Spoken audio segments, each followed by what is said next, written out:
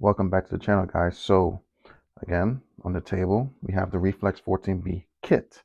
I will be starting to build a car, so let's open the manual out.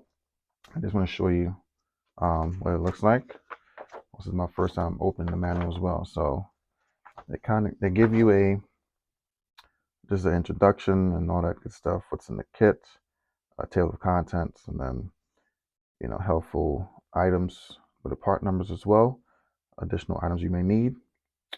And then they give you the one-to-one scale view of the hardware, so you can measure it up to the actual picture to know which screw it is. And then here's some the diagram of how you build it, part number, the steps, so forth, so on. Gives you a little info down here on the side. I don't see where they will say like bag A, B, or C, for instance. This is bag A. Maybe this would be like step 1.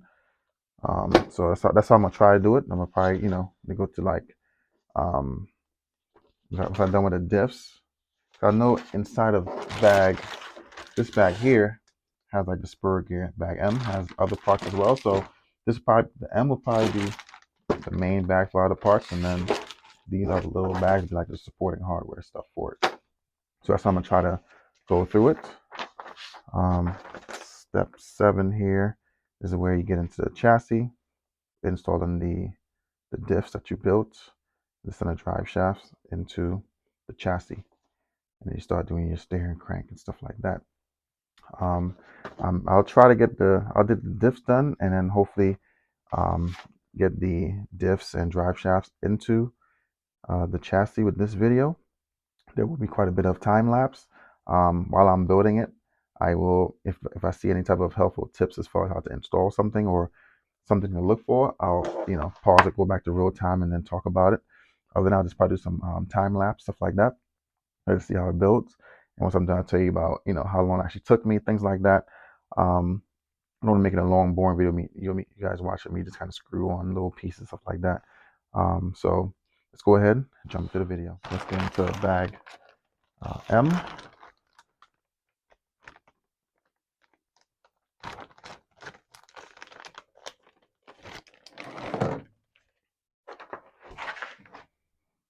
So we will need the diff cups. This is the diff gears.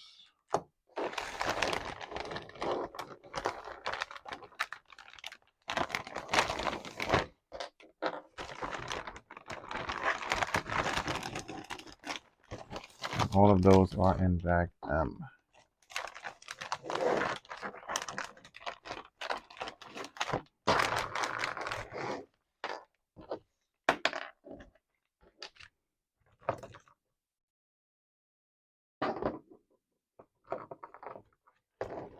And any upgrades that I have along the way, I will install it while I am building this buggy as well. Okay. All right, so right now I'm working with bag A. I also opened the bag that contained the cups and bearings. It has the screws, washers, um, pins, and all that good stuff. And then I have these parts down here. So we're gonna go ahead and get into it.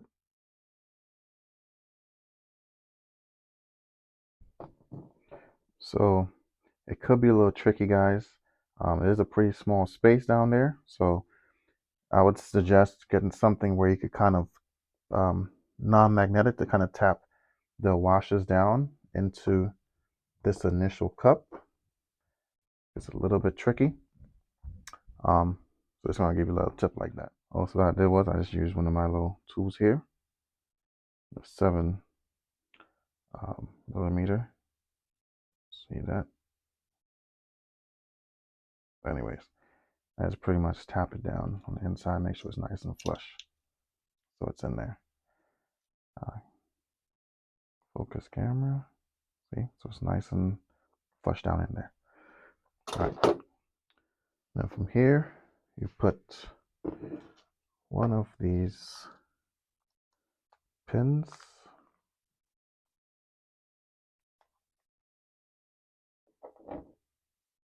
and put it through just like so. And then you put the sun gear on just like that. Line up the slot and then should be able to drop in there. All right, so I got one diff done. One diff is finished. We'll be putting a 10K in there. I'm gonna tell you guys, packet patience with those little pins. These little guys here, they were a little challenging for me to get in to the groove in the cup, but got it in. So go ahead, just build the rest of them. Come back when I'm done with all the diffs. All right, so it's taking me a while just to get these little diffs done, to be honest with you. There's something to note as well with the center shaft. This is where this I put I think it's a 70 tooth spur gear on there. One side is longer than the other. I believe this is the longer side that sticks out to where the exterior and the other side goes towards inside the diff. You'll know if you put it in wrong, it wouldn't, the cap of it wouldn't close properly, so you'll know if you do that wrong. And then for the diff, I'm going to upgrade those gears right away. This is the part number. All right, so I got two of them, one for the front, one for the rear, instead of using the plastic ones that came in the kit. All right, now we're onto the chassis. I'm going to install the diffs inside and see how far I can get with it. All right, so I got the front and rear diffs, center shaft, center diff in there.